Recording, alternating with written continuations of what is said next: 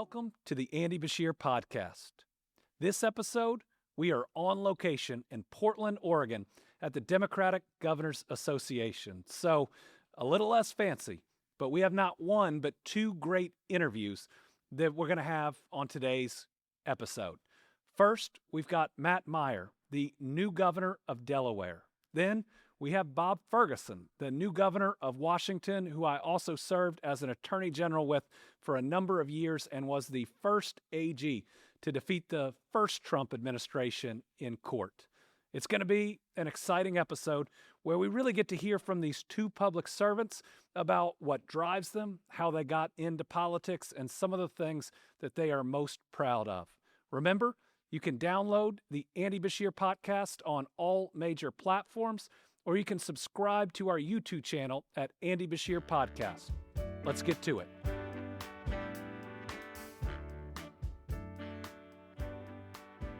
You're listening to the Andy Beshear Podcast. Our first guest this week is Matt Meyer. He is the governor of Delaware, the very first state in our country. He's been governor now for several months, so we're going to talk about his background and check in on how he's doing. Welcome to the podcast. Thanks, Governor Beshear. It's truly an honor to be here with you. Well, we're excited to have you on. We are on location here in Portland, Oregon. We've both taken a pretty long flight to get here. That's right. Couple flights, yeah. So you got interested in politics at a pretty early age, and we've talked about once or twice how you ended up volunteering for a pretty big campaign. That's right.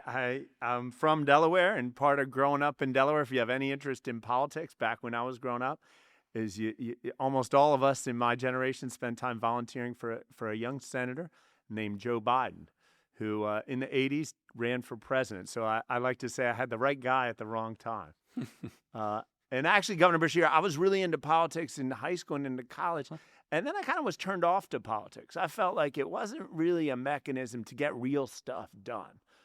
Based on my experience, it was an opportunity to stand up and give speeches. But I felt like if I really wanted to get stuff done, I should follow another path. And I ultimately ended up studying software development. I ended up starting a couple businesses, and ultimately, as we can discuss, went into teaching, became a public school teacher. See, I was interested in politics in high school primarily because my family had been involved in politics. But then everything I ran for, I lost. If there were three people running, I would come in fifth in high school. But they say you should never peak too early. That's right. You room for improvement. That's right. You had a lot of potential. That's right. what I heard. Right. That's what I heard. You were involved with Teach for America, an amazing program. Tell us a little bit about that. It's extraordinary. I was a 25-year-old kid trying to figure out what I wanted to do, and ultimately got into this program called Teach for America. The idea of Teach for America, and it still exists in communities all across the country. Back then, there were about 10 cities across the country where they would place people. And you basically say, I want to give 2 years to teach, like a Peace Corps for America or an AmeriCorps, where you say, I will go anywhere, wherever it's needed, train me for a summer, and send me to teach. Spent a summer at the University of Houston, training how to be a teacher, and then was a fourth grade teacher in Anacostia, the Anacostia section of Washington, D.C. I spent 3 years as a D.C. public school teacher. And that is an experience, quite frankly, that changed the trajectory of my life and impacts what I do as the governor of the first state every single day. What did you teach? So I initially taught fourth grade, and then eventually I taught 6th and 7th grade math is what I eventually got into. And, it's not even what I feel like I was taught a lot more than I taught. And my first year teaching, I will never forget. My first year teaching, I go through teacher training, and they tell me you need to have like a discipline ladder. It's good training for being a parent, right? Yes. If they do one thing wrong, here's the punishment. If they do 2, here's the additional punishment. If they do 3, and you make that clear from day one. So one of my teacher mentors said, if you really want to do something, what I do when kids hit the third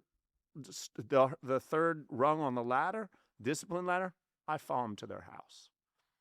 Okay. This is the Anacostia section of Washington, D.C. at the time, known to be among the most violent neighborhoods in the country 25 years ago. And so that was the third rung on my ladder. First rung, you don't do your homework or misbehaving, you miss recess. Second rung, you get a call home. If the first and second don't work, the third is I follow you home. And by the grace of God, for the first 6 weeks, we never got to the third rung. Never got to the About third 6 rung. weeks in, a kid named David shows up in my class, fourth grader, and he didn't do a thing. He literally would just sit there. Mm-hmm. And I would ask him to do work or whatever, pass around, and he would just sit there. And as a teacher, you got to do something. If you don't do something, then every kid's going to be just sitting there and ignoring you. So we got to the first rung, second rung, called home. No one was picking up. So about 3 days, third day of class, I was following him home. And so the kids line up, and they start walking out of school, and I'm following along. And David knows what I'm doing. All the kids know what I'm doing. They're like, oh, what's Mr. Meyer going to do? What's he going to do? David bolts through houses. He's gone, right? And I don't know where I'm going. I'm not going to go running around, right? So I'm like, what do I do? You got to, any parent knows, you got to enforce it. If you don't, I'd lose everything. If I didn't, I had to show I was serious about it. So I go back to the office, and I realize I have his address. Mm-hmm. So I just look up his address. He lived 4 or 5 blocks away from school, and I walk over to his house, and I knock on the door. And he comes to the door. He sees me. Most shocked look on a kid's face. I thought it was kind of funny. He goes walking back. Mom comes up, and she opens the door, and I introduce myself, and a tear is dropping down her eye onto her cheek. That young boy saw his sister murdered right at the end of the summer, about 8 weeks before that. And sitting on the couch there with that family, my life changed. Waking up the next morning, knowing I had to go to school and be a teacher, be a man, and stay as a 25-year-old kid and teach this kid who was burning up inside, dealing with things that I, to this day, can barely understand. That challenge of trying to educate in the most challenging environment is something that I carry with me every day. The fact that David progressed so much in that year in English and math that by the end of the school year, he was doing his work on task, on grade level every day. I believe with that, I can accomplish anything. If you take the right strategy, if you bring people together, and if you're a little understanding and inclusive, we in a classroom or in this country can honestly do anything. And I think a word that pulls all of that together is empathy. Mm-hmm. Approaching this job, your job as governor, or that job with empathy, I think makes us better. Mm-hmm. But it also means we don't have to fully understand or feel what somebody has gone through to show them that we care about them. Absolutely. Absolutely. There's a lot of things, in each of our jobs, we encounter a lot of people in situations that is truly, truly challenging to understand. You do your best to get in their shoes, try to understand what their stresses are every day, but you can still try, and you can always assist and support and let them know that we're here for you. And that's true if you live in a city or out in the country, if you're a farmer or working at some high-tech company, quite frankly, if you're a Democrat or something called a Republican. It doesn't matter. We can all do this together. And ought to. I mean, that's that idea of common ground, common sense, get things done in the areas that matter most to people. So you teach, you have this life-changing experience. Then tell us about moving into software, being in business, and how that continued your journey. Well, actually, I ended up, believe it or not, in Nairobi, Kenya. Got an opportunity to go in college, and then I kept some interest there, and I met some young people who were making sandals out of tires, and we enhanced it and built it into a product that we were selling all over the world. We actually were the first e-commerce company in East Africa, in Kenya, Uganda, Tanzania, in the 90s, and started. We imagine a little like it was I don't know, like an Amazon commercial or something. You have 3 people, and I was one of them, in this little workshop where electricity would be on and off during the day. There was no running water. We'd have to go fetch our water, and I was supporting it and making sure it survived. And then next thing you know, we made something called a website on something called the World Wide Web, and using PayPal and local banking system, somebody could buy 1 pair of sandals, and they could walk half a kilometer to the bank, use something called an ATM machine, and pull out money that was basically equivalent to an average monthly income for a family based on selling 1 pair of sandals. Wow. And off that, we were off and running. Took that little 3-person workshop, turned it into a 25-person workshop. and it eventually split off into 3 companies, and quite a few people there are still making sandals today. And so eventually you make the decision that politics might not be the worst thing. It might be a way to do some things, and you get involved in local government. That's right. So 10 years ago, I was teaching 6th and 7th grade math in Wilmington, and I was frustrated that in the course of 25, 30 years, things weren't changing the way I felt they should. I felt like when I was a kid, Andy, they'd always say to us, each generation of America is wealthier, more equitable, more inclusive, and more diverse than any generation before it. And I got a sense that maybe that's less true today than it's ever been. And so that really, as you start talking like that, other teachers and parents are like, maybe you shouldn't be teaching 6th and 7th grade math, right? And kind of, I like to say I ran as a pissed off teacher. Yes. And I quickly became a pissed off county executive. So I ran so I had this crazy idea. I'm going to run for a county executive. There was a 3-term county executive who served for 12 years. Was the police chief before it. Everybody knew him. And you run directly for it from the classroom to county executive. That's right. And it's incredible. I mean, I don't need to tell you this. A lot of elections is math. Yes. And you do the math, and you look at the data, and you analyze the data, and you try to. It's a layer on top of it is some psychology, understanding what do people want from their community, and what do they want from their leaders, and trying to develop a plan to be responsive to that. And we were a little bit good, but we were mostly pretty lucky. We won by 4% in the Democratic primary, and we were off and running. Oh, that's what was harder, teaching middle schoolers or local government? Let me tip of the hat to the teachers out there. Amen. I don't know if there's anything harder than, not every day, but on certain days. Those days, any teacher, many parents know what I'm talking about. On that day, in that moment, there is nothing harder than being a middle school math teacher. And I taught right across the hall from Darnell Miller, who's one of the top musicians in the area, which sounds fantastic. He's a friend of mine to this day. But you do not want to teach math across the hall from the music teacher. It was the number of times I'm trying to teach how to multiply fractions, and kids are playing drums just with the music coming from the hallway. But no, there are challenges in the classroom, but also my goal in many ways as governor is to deliver in a way for people, for working families, in a way that I feel like gets them more than I would get them if I was a great teacher. Because it's hard to imagine having more of an impact than a teacher has when you have kids walk in your classroom in the morning or at the beginning of their school year and they say, I can't. And they walk out at the end of your class period, at the end of the school day, at the end of the week or the end of the school year and say, wow, I did that and I did it myself. Now, we are both parents. I have 2 teenagers. Yours are kind of across the board. Right. Who listen to you more? Your students in the classroom or your own kids? Yeah.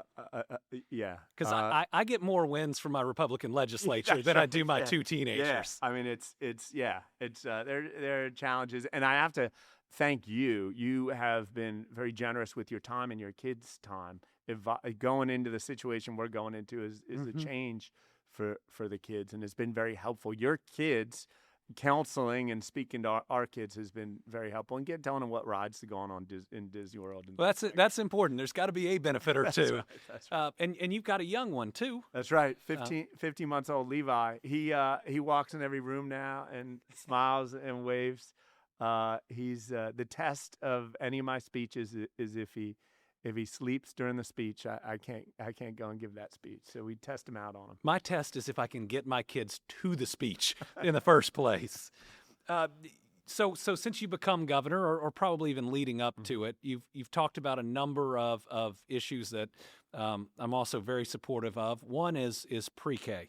Talk to me a little bit about pre-K. Well, first of all, having the experience in local government, I think it's extraordinary experience for what I do now. My job for 8 years, running our state's largest county, and I should mention I'm the first person in that position as county executive to be reelected since a man named Chris Coons was, back when he was county executive. Who has been on this podcast. Is that right? Yes. I'm following in Chris's footsteps in many ways. But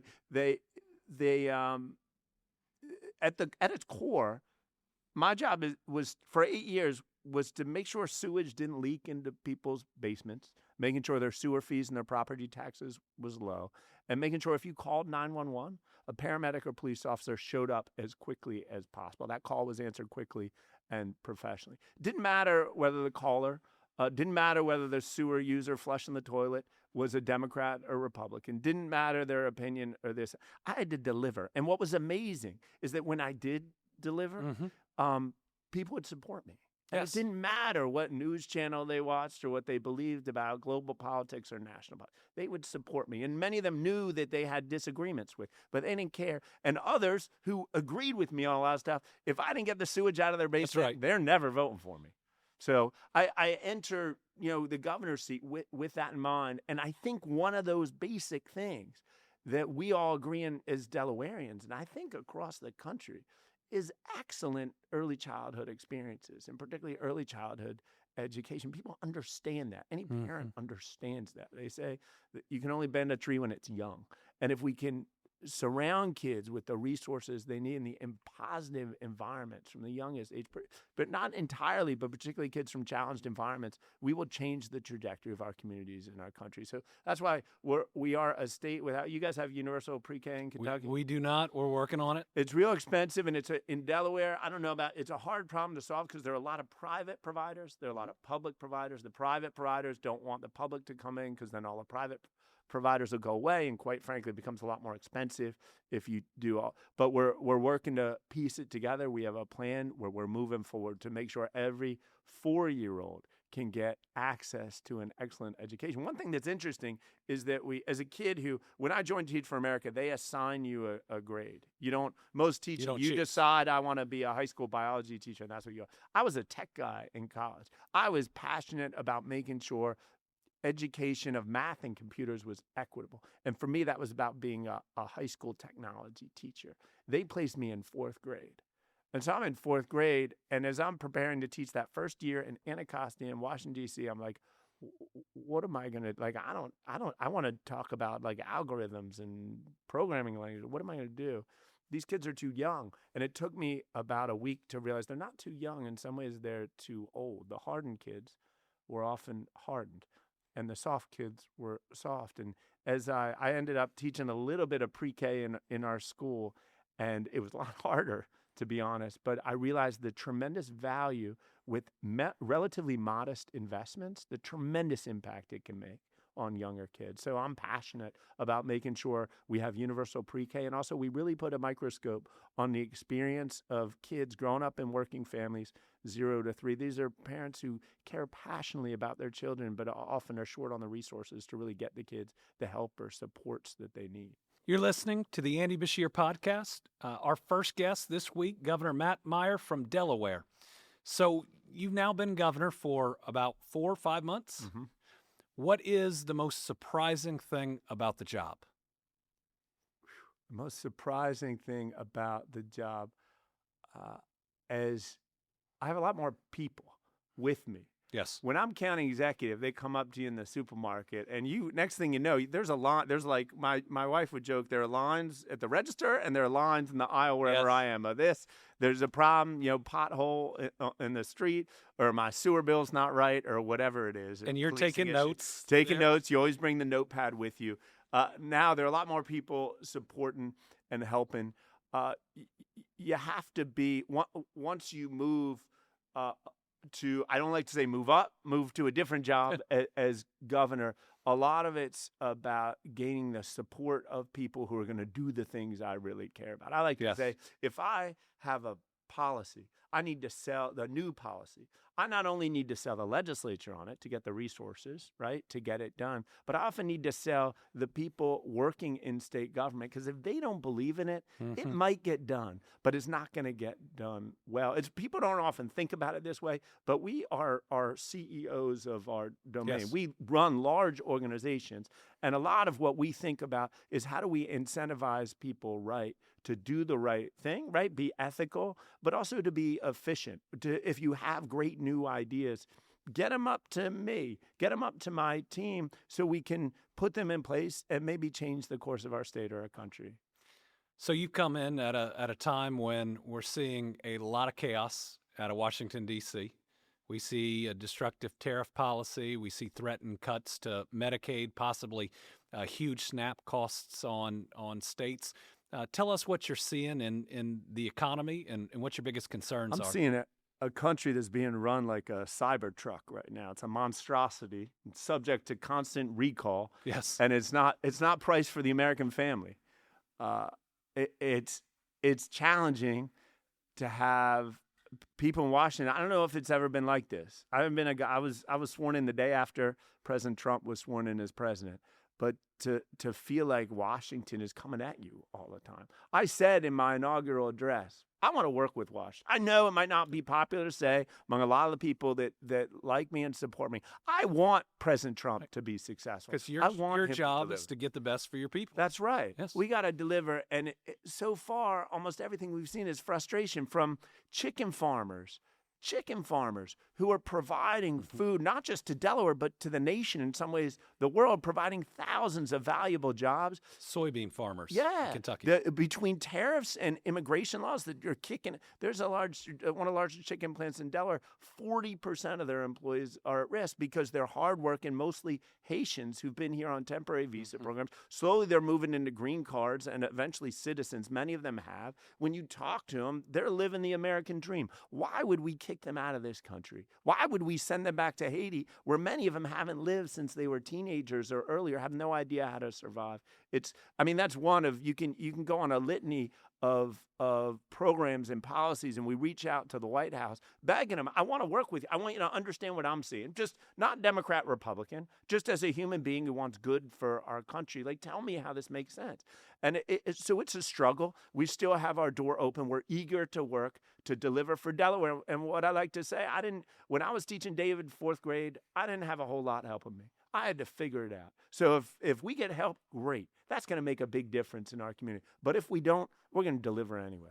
That's our job. Yeah. So we like to end the interviews typically a little bit light. So tell us, what is your secret superpower? Your thing that you do really well that maybe no one knows about. Smoothies. When the fruit's like about to go bad, right? You always have kids running around. There's always fruit you bought that doesn't, or nobody wants to eat it, has a few bad parts or whatever. Throw it in the freezer. If you can, cut it up beforehand. And then the biggest, I'm going to give it, this is a big secret. Okay. I mean, you've listened this long in the podcast. The biggest secret is ice. Ice is terrible for smoothies. Mm-hmm. Never put ice in a smoothie. Freeze the fruit and then put the fruit. It gives you the cold. Anyway, it's great. So my secret superpower is making smoothies. Well, thank you for being on the podcast. And now to everybody out there, you can make the best smoothie possible thanks to the governor of Delaware.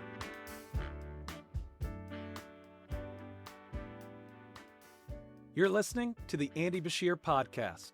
Our next guest is the new governor of the state of Washington, Bob Ferguson. Bob served in local government. He served as Attorney General. We served during the same time. And he is the newly elected governor of Washington, where he's doing a great job. Bob, welcome to the podcast. Great to see you, Andy. Thanks for having me. Appreciate it. So you are one of the most interesting individuals that I've known in life because you have hobbies that most people, more than hobbies, would think are so different. Yeah. You're both a internationally ranked chess player, and you're a mountain climber. It's true. Tell me how one human being can do both. Well, it's easy. It's, to your point, I think in the jobs that we have, it's important to have a balanced life. And I've just always had interest outside my work. And the chess started at a young age, mountain climbing a little bit later. But I find for me, they work in different ways. The mountain climbing, the outdoors, I love my state. It's a beautiful state. The climbing gets me out there with the natural world. That's a nice break from the work. And chess is obviously using a very different part of my brain, our brains, and the work that we do. So for me, I don't really think of them as being all that different in a way, but they're a pretty big part of my life, as you might imagine. Do you remember the first time you were handed a chessboard? Oh, I have a very clear memory. So I was 9 years old, and for whatever reason, I was looking at a catalog for Christmas gifts. And I remember where I was sitting in my parents' house, and I saw a chess set, a magnetic chess set in this one of the magazine. magnetic ones. Yeah, magnetic one, exactly. It was in this magazine. And Andy, I think I just liked the way the pieces looked, and I asked Santa Claus for Christmas for this chess set. Santa delivered, got the chess set. And, I was just a kid, so the first thing I did was I took out one of the knights and I put it in our toaster to see what would happen. That was how my chess career started. But I advanced from there. But I still have that chess set somewhere around the house. I spent many, many hours studying chess, learning chess on that little small magnetic chess set that I could take on car road trips with the family and wherever we were going. Have you ever been in a disagreement with someone and said, how about we settle it over a game of chess? Only sometimes people jokingly will do that, but no, my chess life, after I finished high school, I did not go to college right away. I decided to try and become a professional chess player. So I went over to Europe when I was 18 and made my parents a little nervous, I think, not going to college. And but they supported me, and I had a great experience, playing overseas, playing internationally, exposed me to the world, traveled through, was in East Germany to get to West Berlin for a tournament. So just chess really opened up the world to me in a pre-internet days, where I'm meeting people from all around the world, and chess is really a common language. You roll into a chess tournament in West Berlin, you're meeting players from all over the world, and there's a real culture of, getting together after the game, talk about the game, but also get to know each other. And that was something I really, really enjoyed.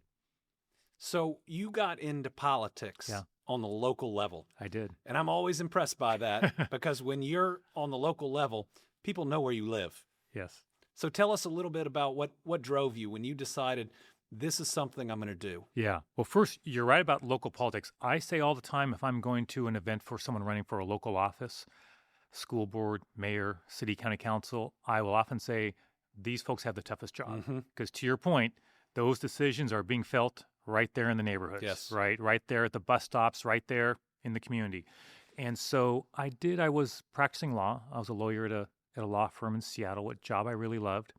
But, I'd always had a pull for public service of some kind. I wasn't exactly sure when I was a young man where that would lead exactly. But I definitely had this idea in my head that maybe I want to do some form of public service and had always been interested in politics. And for me, I just had bought a house. I was living in a neighborhood in North Seattle. And, there was an incumbent Democrat like me who was chair of the county council, been serving for 20 years, but literally nobody had even challenged her for many, many years. And I just sort of thought, hey, the voter should have a choice here, before a lifetime appointment to this significant body that makes a big impact on the people of the county. Principle. That it is, because you can appreciate if you're running against an incumbent Democrat, 20-year chair of the county council. I had zero support from the Democratic Party, zero. Elected officials wouldn't endorse me. It was a total grassroots campaign, a wonderful campaign in hindsight. It was a doorbelling campaign, family, friends, work colleagues supported. But to me, the issues that the county grappled with, the law and justice issues, the zoning issues, the transportation issues, those spoke to me for some reason, and that's what motivated me to run for the King County Council back then. It reminds me of a sheriff in Eastern Kentucky I know who beat the longest serving sheriff that we had. Yeah. And he said, while I was running, this long serving sheriff looked at me and said, "You're the third toughest opponent I've ever had." Is that right? And then he wins the race. race. He wins the race. Yeah. It's tough. Taking those incumbents on is not easy. And, just as a reminder for, your listeners and viewers, that election, if one person in each precinct had changed their vote, just That's one, right. If one person had changed their vote in each precinct, I would have lost. And you and I are not having this conversation, right? I'm still my law firm doing my thing instead of being the governor of the state of Washington. So whenever I speak to folks, I often remind them of that, the importance of grassroots politics, every vote mattering. Everybody can make a difference, right? So I won my first governor's race by 1.5 votes per precinct. Yep. And I say the same thing. Your vote matters. Yeah. Whether you decide to go in matters. Right. And we're seeing closer and closer elections, it seems, across the country. Absolutely. I know in my state, you'll see a state legislative race decided by 100 votes or less almost every single cycle, and literally these decide important issues for our state, who gets in there. So I learned that lesson early on with that first race. Thankful it went my way, but it was a challenging way to get into politics. There's taking on an incumbent of my own party. That was tough. So you and I both served as Attorney General. Absolutely. Which is a great job. Yeah. You get to wake up and try to do the right thing every single day, Yeah. Which I think we do as governor, but you get to pick and choose your focus. Yes. And where you're going to spend your time. But we were also both AGs during the first Trump Mm-hmm. administration. Mm-hmm. And you won the first case Yeah. against the president. Tell us about that. Yeah, it was just within a couple weeks of him taking office, maybe even less than that, is he signed the executive order on the first version of the Muslim travel ban. And it was signed on a Friday afternoon in Washington, D.C. And in my office, we had been, after Trump won that election, I just asked my team to take a look at what campaign promises he made, take them seriously, and assume he would act on them. And one, of course, was on essentially a Muslim travel ban. He talked about that on the campaign trail. I think a lot of people didn't take it seriously. Mm-hmm. Like, he won't really try to do that. He won't govern that way. Naive in hindsight, right? But that was what a lot of folks thought.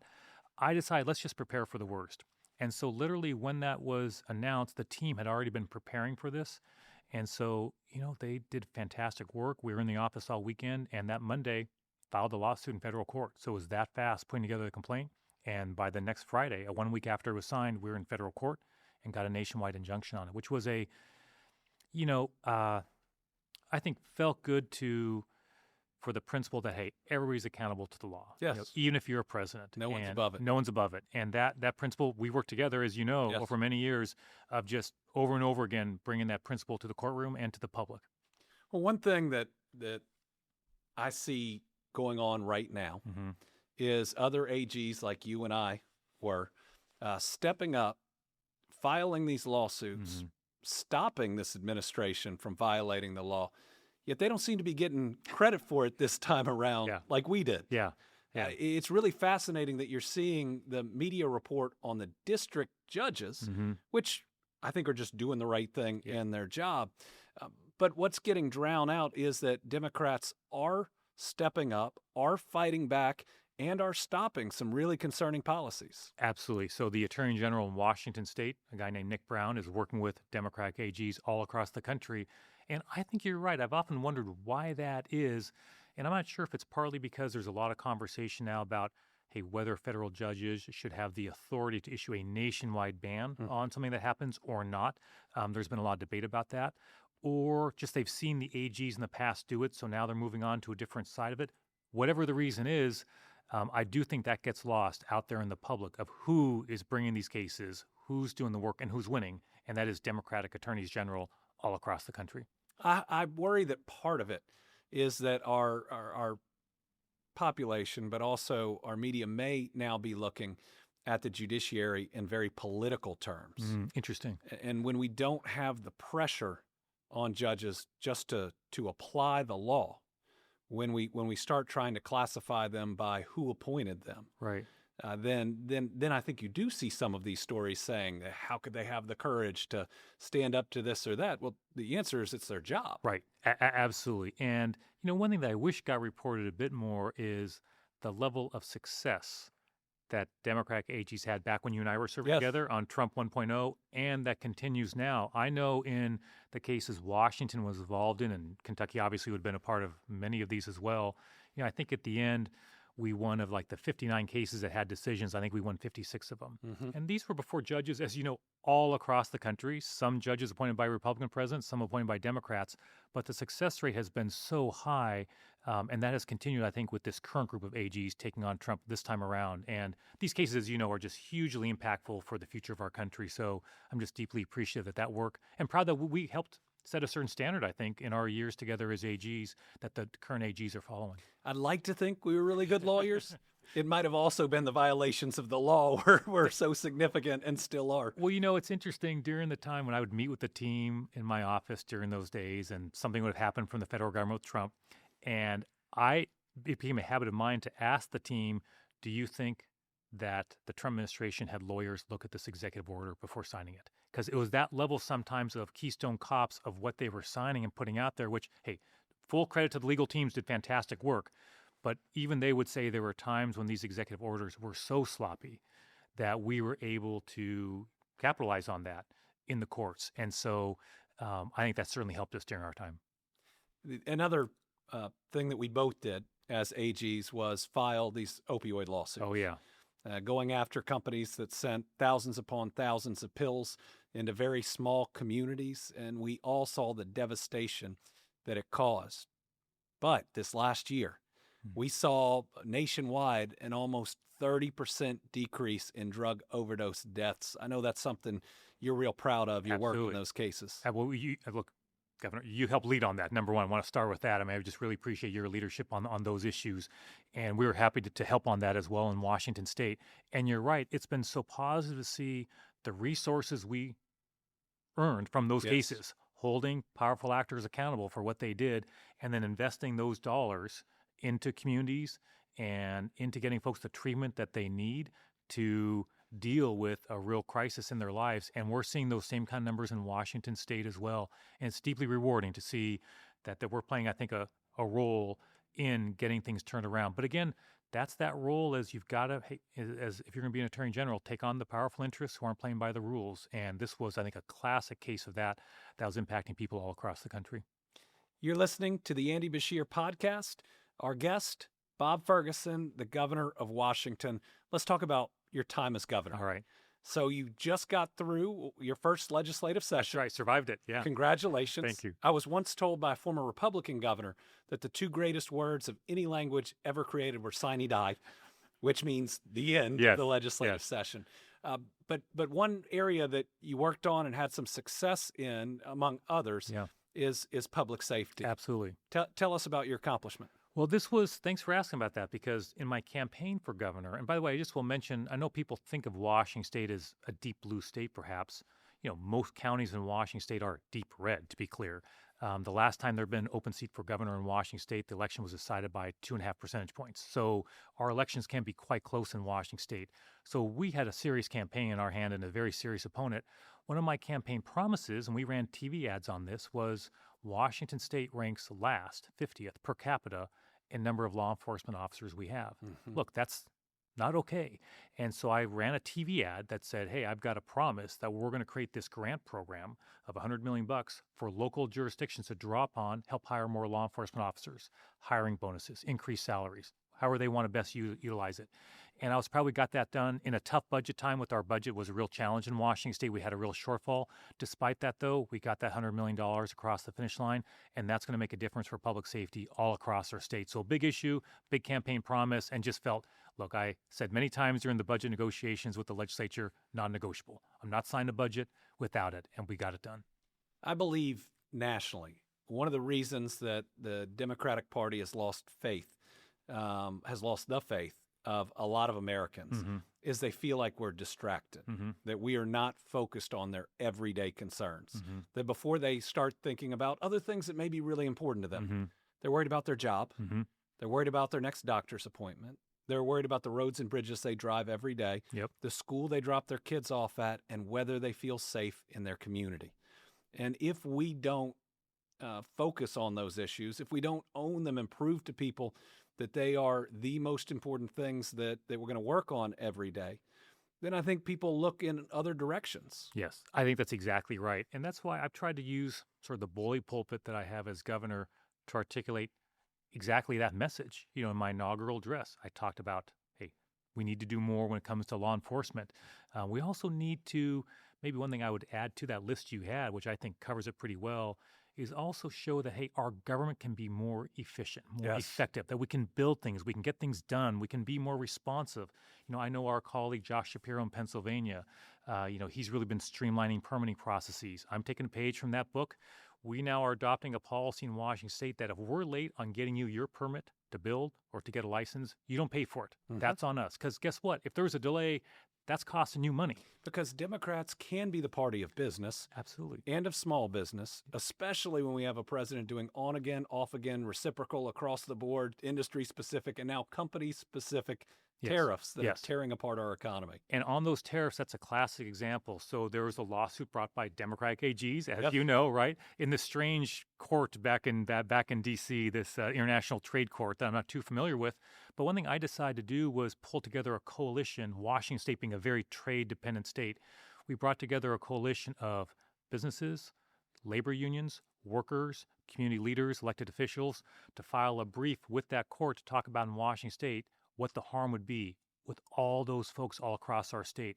So I think that's an example of, hey, we can work together, bring together Absolutely. labor and business, because those tariffs, it's a great example. Devastating, I know in my state and across the country, but the impacts on jobs, the impact on businesses, the impact on our economy, we just can't have it. It's chaos. And so getting that voice out there before the court was really important. Talk to us a little bit about the potential Medicaid cuts and what that would mean for Washington. Man, well, just to set the stage a bit, in Washington state, about 28% of our budget, state budget, comes from the federal government. I don't know what it is in Kentucky, but that's 20% here. And a key example of that is Medicaid. In fact, the bulk of our Medicaid funding comes from the federal government. And so for us, a cut of what the House, for example, adopted, if the Senate were to adopt that, that would mean about a $2 billion cut to Medicaid in Washington state. Just folks losing access to health care, which is... And folks providing the health care losing their jobs.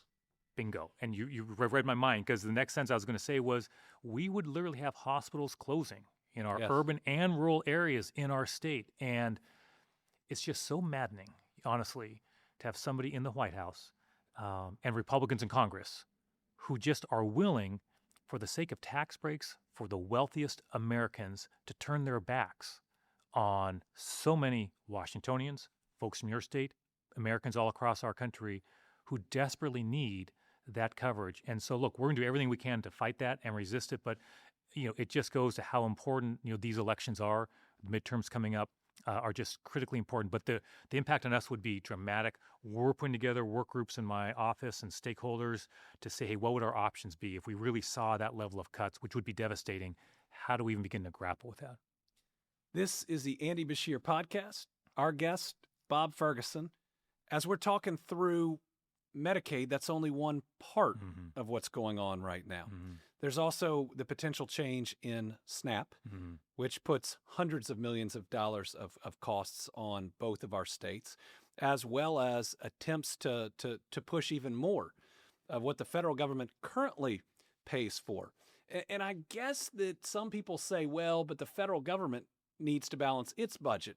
But the bill doing it adds $3 trillion. Incredible. And so not only does it not accomplish what it started out to do, but we actually have to balance our budgets. And it could be, I think people need to know, painful. Absolutely. So Washington, this year in our session, we had a $16 billion budget shortfall. I'll spare you the details on how we got there, but that's where we're at. Because I had to tell Washingtonians all the time, we're not like the federal government. We have to balance that budget and make some tough decisions. But the federal government, in making these, these cuts on SNAP and Medicaid, the profound impacts on individuals in our states would truly be profound. And again, all for tax cuts for the wealthiest Americans. I mean, that is where this is going, which is why they're just racking up the debt for future generations. Your kids, my kids, our listeners, right? Their kids as well. And so it's deeply, deeply troubling, and trying to grapple with that. The challenges as a new governor, learning the ropes a little bit. That chaos that's coming from the federal government presents some real challenges for us. And we like to end these interviews with something a little lighter. I like it. The goal is for people to process what's going on out there, but then hopefully feel a little lighter going into their next week. Yeah. And so we often ask people what their secret superpower is. Oh, so I will say for me, okay, it's cooking the Thanksgiving turkey. We just had Matt Meyer in here, and apparently he makes the world's best smoothies. So it doesn't have to be food, but what's a talent that you have that people don't know about? Man, a talent I have that people don't know about. That'd be a tough one. I definitely don't cook the Thanksgiving Day. My wife would acknowledge that. I'm no help there. We need you around our house for Thanksgiving next time. Superpower I have, I guess, maybe what I can do is I've got twins, as you know. You, of course, have met my kids, Jack and Katie, who are now older than you last saw them. They're juniors in high school. Wow. And so maybe it's a combination if I can still keep up with my son. He's become a big mountain climber now. So I'm 60 now, so I can keep up with him as we scramble up peaks. And the other is my daughter is a big fast-pitch softball player, and she's a pitcher. And so I catch her for her training. I catch her and her increasingly fast fastball and curves and drops and change-ups. And so I avoid getting hurt for the most part, Andy. That's impressive. So maybe it's those two things combined are a bit of a, Having a son that is a baseball player and a pitcher. Right. That is hugely impressive. You know how that works. But honestly, those are two of my favorite things I get to do, is being out in the backcountry with my son and like I said, watching my daughter play, but also catching her. It's pitcher, catcher. It's a bonding thing, that you have with your kid that, I appreciate. We've been doing it for years, and she's hoping to play some college softball. So it's great memories as well. I'm just impressed they'll still talk to you. It's so far so good. Bob, thanks for being on the show. Hey, great seeing you. I hope you've enjoyed this episode of the Andy Beshear Podcast on location. No frills, just 2 great interviews with 2 new governors. Both Matt Meyer and Bob Ferguson are great public servants, and it's good to hear about their secret superpowers, as well as the fact that Bob is both an internationally ranked chess player and a mountain climber. We are lucky to have Democratic governors like them serving our country. And in the episodes to come, you're going to have Tim Walz. You're going to have Wes Moore. We've got great guests coming up. And when we get back to the studio, we'll make sure the Johns return for their normal segment. And I know everybody's wanting to see Will, Lila, or Brittany make fun of me a little bit more. But I hope you're ready for this week to come. I know the world's crazy out there. I know it seems very chaotic, but know that there's a lot of people out there trying to do the right thing, trying to stand up for the rule of law. And I'm glad we got to hear from 2 of them today. Take care, everybody. Thanks for tuning in. Be sure to subscribe at Andy Beshear Podcast on all major social media platforms.